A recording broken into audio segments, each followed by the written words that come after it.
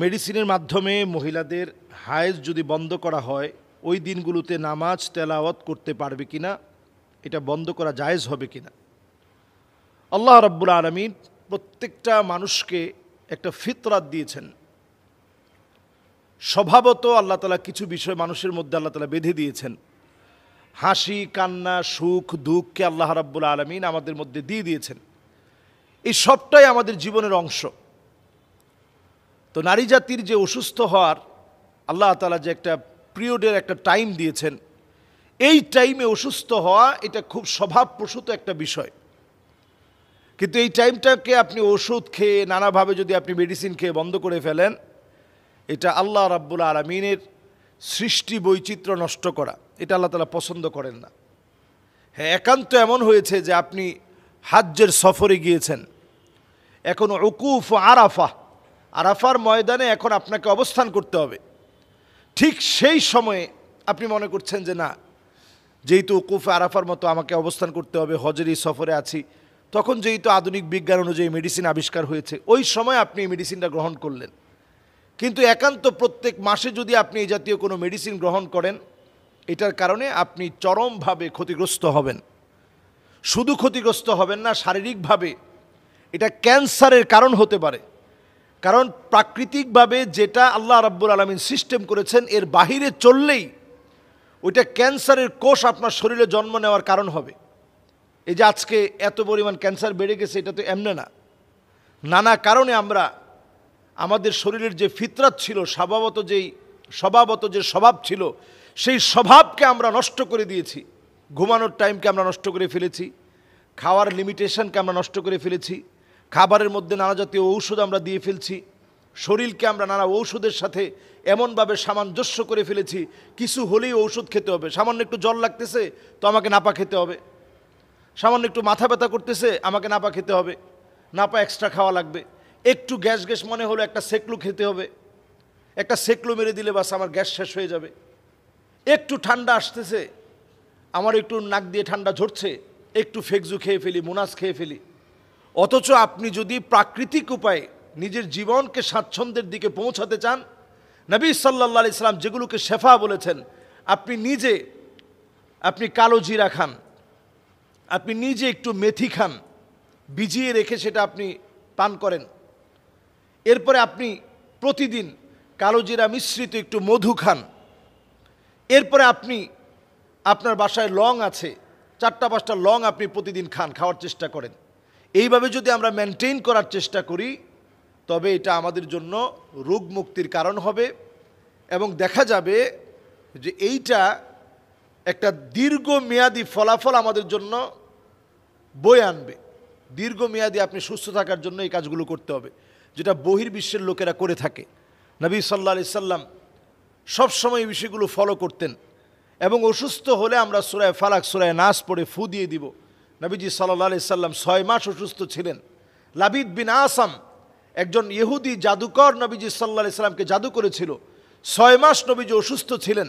আল্লাহ রাব্বুল আলামিন আলী রাদিয়াল্লাহু তাআলা আনহুকে স্বপ্ন দেখিয়েছিলেন, সূরা ফালাক, সূরা নাস পড়ে কুয়ার নিচে লুকানো, সেখান থেকে চুল বের করে এক একটা চুল নবী সাল্লাল্লাহু আলাইহি সাল্লামের ওই চুলের গিঁটগুলো যখন খোলা হয়েছে, নবীজি সাল্লাল্লাহু আলাইহি সাল্লাম সূরা ফালাক এবং সূরা নাস পড়ার পরে নবী করিম সাল্লাল্লাহু আলাইহি সাল্লাম পরিপূর্ণ সুস্থ হয়েছিলেন। সুতরাং আমরা সুস্থতার জন্য নবীজি সাল্লাল্লাহু আলাইহি সাল্লামের এই সুন্নাহগুলো মেনে চলার চেষ্টা করব। মহিলাদের ক্ষেত্রে আমরা ঔষধ দিয়ে আল্লাহ তাআলা যেভাবে প্রাকৃতিকভাবে যেভাবে আল্লাহ তাআলা সিস্টেম করেছেন, এটার বাহিরে আমরা চলার চেষ্টা করব না।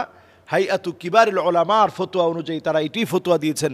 একান্ত জরুরত যদি হয়ে পড়ে, তখন হয়তো 2-1 বারের জন্য আপনি একবারের খুব প্রয়োজন হয়েছে, সেই সময় মাসিকটা বন্ধ রাখলেন।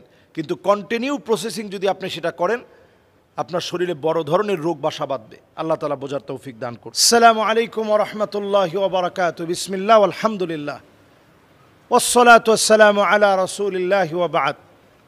একজন ভাই জানতে চেয়েছেন যে আমরা দেখেছি সংস্কারের এই দেশে আলহামদুলিল্লাহ একটি নিউজ আমরা দেখেছি যে জুয়ার যে সমস্ত অনলাইন সাইটগুলো আছে সেটাকে নিষিদ্ধ করা হচ্ছে। এটা অবশ্যই প্রশংসার দাবি রাখে।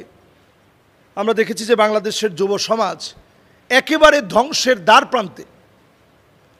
আমি বলবো যে যুব সমাজের কাছে আমাদের প্রত্যাশা অনেক, তাদের কাছ থেকে আমরা পেয়েছিও অনেক। ইসলামের প্রত্যেকটা পর্বে পরতে পরতে যুব সমাজদেরকে দিয়ে আল্লাহ তাআলা বিজয় দিয়েছেন। বাদা আল ইসলামু গরীবান ওয়া সায়াউদু গরীবান তুবা লিল গুরাবা। এই ইসলাম এসেছে, ইসলাম প্রতিষ্ঠিত হয়েছে ওই যে যুবকদের আত্মত্যাগ এবং কোরবানির কারণে।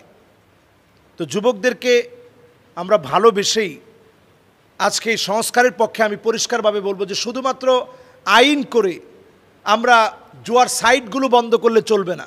এর সাথে সম্পৃক্ত ব্যক্তিদেরকে প্রথমে ওয়ার্নিং দিতে হবে, এরপর আইনের আওতায় আনতে হবে।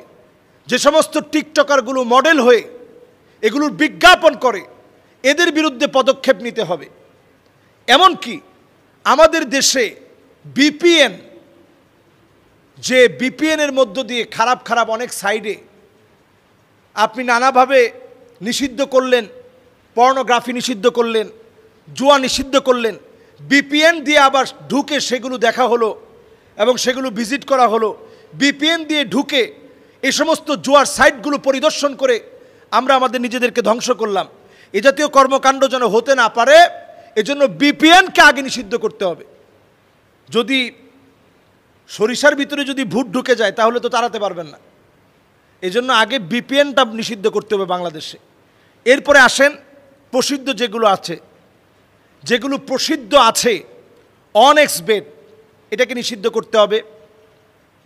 যেগুলোর সাথে অনেক বেশি যুবকরা জড়িত আছে প্লান বেট, মেগাপাড়ি, এরপরে রয়েছে পেইড বেট, এগুলোকে নিষিদ্ধ করা, ক্রিকেক্স, ব্যাট জিলি, এরপরে আছে পিন আপ, এরপরে 22 বেট, এরপর আছে মেল বেট, এরপর আছে মোস্ট বেট, এরপরে রয়েছে বাজি বেট, এরপর আছে 20 বেট, এরপরে রয়েছে ডাফা বেট, স্পিন বেট। তো এই যতগুলো আছে এই সবগুলোর বিরুদ্ধে আমাদের কথা একেবারে পরিষ্কার এবং ক্লিয়ার। এই জুয়া আজকে আমাদের যুব সমাজকে ধ্বংস করে দিচ্ছে। আপনাদের আয় ইনকামের বরকত আল্লাহ উঠায় নিচ্ছে। যারাই জুয়া খেলবে দুনিয়ার জীবনে কিছু শাস্তি তাকে পেতেই হবে। এর মধ্যে একটা হচ্ছে আল্লাহ তাকে ডুবিয়ে দিবেন। তো আল্লাহ যাকে ডুবিয়ে দিবে আপনি কিভাবে জীবনে প্রতিষ্ঠিত হবেন? আপনি কিভাবে মনে করতে পারেন আল্লাহ আপনাকে ডুবাই দিবে, আপনি প্রতিষ্ঠিত হতে পারেন? এটা হতে পারে না। আল্লাহ আপনাকে পাগল বানিয়ে দিবে। মানুষের সামনে আল্লাহ আপনাকে অপমানিত, অপদস্থ, লাঞ্ছিত করবে। সবার জন্য কাজটা সহজ, যারা জুয়া খেলবে আল্লাহ তাআলা তাদের জন্য কঠিন বানায় দিবে। সহজ কাজ তাদের জন্য কঠিন হয়ে যাবে। দুনিয়া অনেক বিস্তৃত, কিন্তু যারা জুয়া খেলবে, এই অবৈধ পথে টাকা ইনকাম করবে, তাদের জন্য দুনিয়াটাকে আল্লাহ সংকীর্ণ বানায় দিবে। এরপর আল্লাহ রাব্বুল আলামিন যারা জুয়ার সাথে জড়িত থাকবে, আল্লাহ রাব্বুল আলামিনের বিরুদ্ধে আপনি কেমন যেন যুদ্ধ ঘোষণা করলেন, হারবুন দিদ্দিল্লাহি আজ্জা ওয়াজাল। আল্লাহর বিরুদ্ধে যদি আপনি যুদ্ধ ঘোষণা করেন, এই যুদ্ধের ভিতরে আপনি বিজয়ী হতে পারবেন না। এই জন্য আমরা এই বিষয়ে খুব সজাগ দৃষ্টি রাখি, সচেতন থাকি এবং সুচিন্তিতভাবে কিভাবে এটাকে পরিষ্কারভাবে নিষিদ্ধ করা যায় এই বিষয়ে আমরা খেয়াল রাখি। আগে আমরা দেখেছি সিদ্ধান্ত নেওয়া হয়েছিল যে পর্নোগ্রাফি বন্ধ করা হবে। আমি বলবো কাহাব গার্ড নামে একটা গুগল প্লে স্টোরে গিয়ে আপনারা যদি সার্চ করে নেন কাহাব গার্ড, এটা আপনাকে সূরা কাহাফের মতো আপনাকে সংরক্ষিত রাখার জন্যে, সূরা কাহাফ যেমন দাজ্জালের ফিতনা থেকে সংরক্ষিত রাখবে, এই কাহাব গার্ড নামে যে সাইটটি আছে অথবা যে সফটওয়্যারটি আছে, এটা যদি আপনি প্লে স্টোর থেকে ডাউনলোড করে নেন, লক্ষ লক্ষ 10 লক্ষের বেশি বিভিন্ন পর্নো সাইটগুলোকে তারা বন্ধ করে রেখেছে। কোনোভাবেই যদি আপনি কাহাব গার্ডকে ইনস্টল করেন তাহলে কোনোভাবেই আপনি সে সমস্ত সাইটে ঢুকতে পারবেন না, আপনাকে গার্ড দিয়ে রাখবে। তো এই রকম একটা শক্তিশালী আলহামদুলিল্লাহ কাহাব গার্ডের মতো আমাদের এই ভাইদেরকে বললে তারা কিন্তু তৈরি করে দিবে। জুয়ার যত সাইটগুলো আছে এগুলো নিষিদ্ধ করার পাশাপাশি একেবারে বন্ধ করে দিতে হবে এবং এগুলোতে যারা মডেল হয়েছে তাদেরকে প্রথমে ওয়ার্নিং দিতে হবে, সামনে যেন কোনোভাবেই তারা এ জাতীয় বিজ্ঞাপনে মডেল না হয়। বিজ্ঞাপন যারা চালাচ্ছে তাদেরকে ওয়ার্নিং দিতে হবে। সর্বশেষ চূড়ান্তভাবে এগুলোতে যারা টাকা লাগিয়েছে ওয়ার্নিং দিয়ে সতর্ক করে তাদেরকে নিষিদ্ধ করে দিতে হবে। আমাদের দেশটাকে যদি আমরা সঠিকভাবে উই ওয়ান্ট জাস্টিস এই আদলে যদি সাজাতে চাই, তাহলে সময় এখনই সংস্কারের। আল্লাহ আমাদেরকে তৌফিক দান করুক।